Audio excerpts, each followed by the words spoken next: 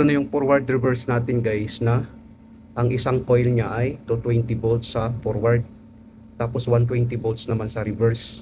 So tingnan natin yung sa coil niya, no? Ang sa coil nito ay 220 volts, 50 to 60 hertz ang sa coil niya ng ating forward. So 220 volts ito.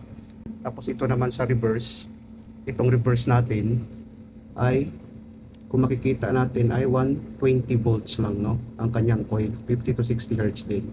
So ngayon ginamitan natin ng transformer. 11 to 16 natin, 11 to 16 ay 220 volts, no?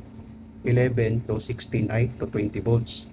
Tapos ang 11 naman natin at saka 15 ay 110 volts, no? 11 at saka 15 ang 110 volts natin.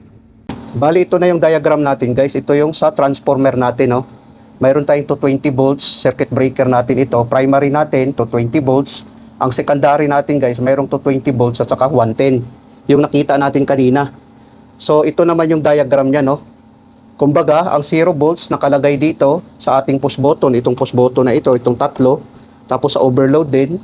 Tapos ngayon, ang sa atin namang 220 volts nakalagay sa forward, ang 110 naman nakalagay sa reverse.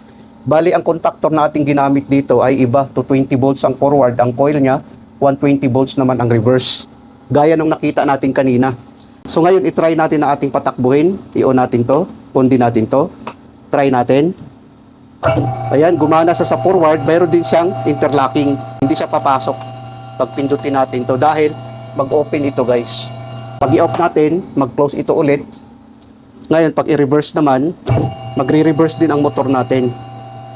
Tapos ngayon, pag pindutin natin to, hindi gagana ang forward dahil may interlocking. Mag-open kasi ito. Unless kung patayin natin. So, ito yung diagram guys. Pag sakali ang ating coil ay hindi magkapareho.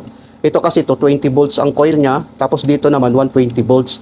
So, gumamit tayo ng transformer. Kahit ilagay natin sa 110 volts itong 120 volts guys, walang problema. Kaya niya pa rin pagganahin itong contactor natin. Kung makikita natin, oh, gumana pa rin siya. Kung makikita natin, gumana siya.